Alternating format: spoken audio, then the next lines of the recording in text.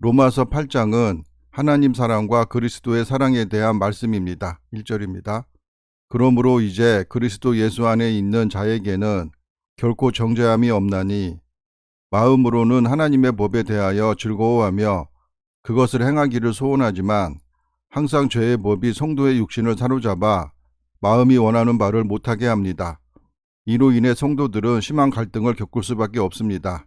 바울은 이러한 현실에도 불구하고 성도들이 절대로 정죄당하지 않는다고 선포하는데 그 근거를 2절부터 34절에 걸쳐 자세하게 진술하고 있습니다. 2절입니다. 이는 그리스도 예수 안에 있는 생명의 성령의 법이 죄와 사망의 법에서 너를 해방하였음이라. 율법이 육신으로 말미암아 연약하여 할 수 없는 그것을 하나님은 하시나니 곧 죄로 말미암아 자기 아들을 죄 있는 육신의 모양으로 보내어 육신의 죄를 정하사 그리스도가 인간의 죄와 허물을 대속하셨습니다. 4절입니다. 육신을 따르지 않고 그 영을 따라 행하는 우리에게 율법의 요구가 이루어지게 하려 하심이니라. 그리스도가 대신하여 율법의 요구를 완성하셨습니다. 5절입니다. 육신을 따르는 자는 육신의 일을, 영을 따르는 자는 영의 일을 생각하나니 육신의 생각은 사망이요 영의 생각은 생명과 평안이니라. 육신의 생각은 하나님과 원수가 되나니 이는 하나님의 법에 굴복하지 아니할 뿐 아니라 할 수도 없음이라. 육신이 도모하는 모든 것은 하나님의 뜻을 거역하는 것입니다. 8절입니다. 육신에 있는 자들은 하나님을 기쁘시게 할 수 없느니라. 육신에 있는 자들은 하나님의 말씀에 순종하지 않기에 하나님을 기쁘게 할 수가 없습니다. 9절입니다. 만일 너희 속에 하나님의 영이 거하시면 너희가 육신에 있지 아니하고 영에 있나니 누구든지 그리스도의 영이 없으면 그리스도의 사람이 아니라. 또 그리스도께서 너희 안에 계시면 몸은 죄로 말미암아 죽은 것이나 영은 의로 말미암아 살아있는 것이니라. 예수님과 연합한 삶을 살아가게 되면 예수님께서 이루신 율법의 요구를 우리가 전가받을 수 있기에 그 의로 우리가 의롭다 하심을 받을 수 있는 것입니다. 11절입니다. 예수를 죽은 자 가운데서 살리신 이의 영이 너희 안에 거하시면 그리스도 예수를 죽은 자 가운데서 살리신 이가 너희 안에 거하시는 그의 영으로 말미암아 너희 죽을 몸도 살리시리라. 그러므로 형제들아 우리가 빚진 자로되 육신에게 져서 육신대로 살 것이 아니니라.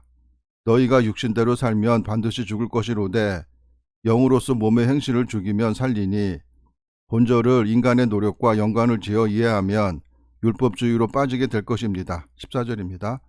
무릇 하나님의 영으로 인도함을 받는 사람은 곧 하나님의 아들이라. 너희는 다시 무서워하는 종의 영을 받지 아니하고 양자의 영을 받았으므로 우리가 아빠 아버지라고 부르짖느니라.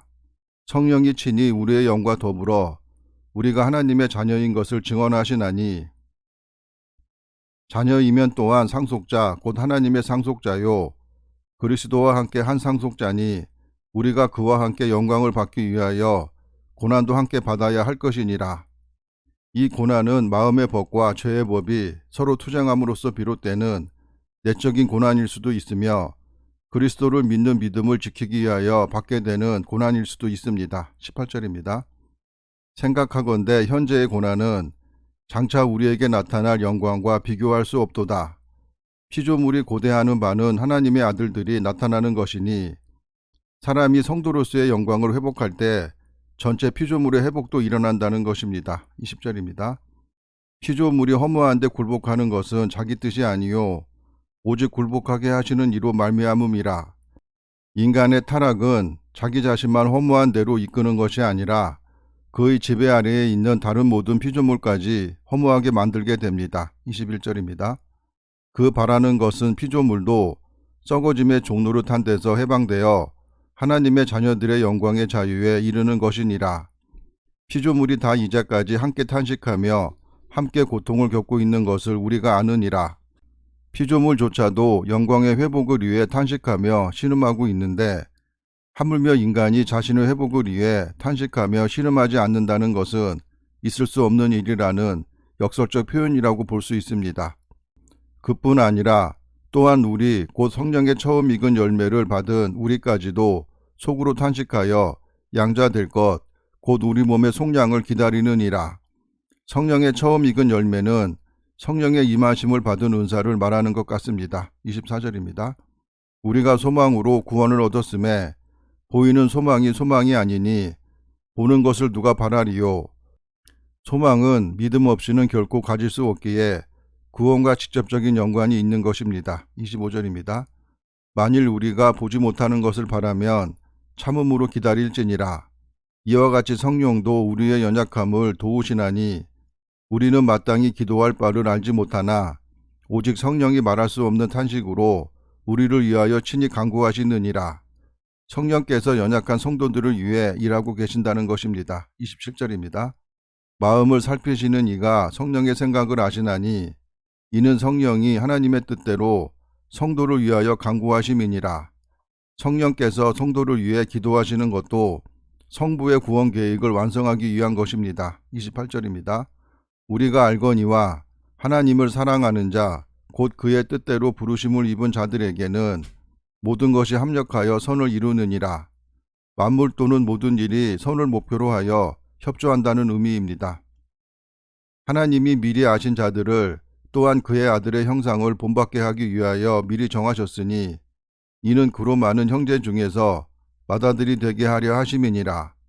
하나님은 과거나 현재나 미래를 모두 현재로 보시는 분이기에 이런 하나님의 전지전능을 예정으로 보아 성도의 견인이라는 교리가 나온 것입니다. 30절입니다.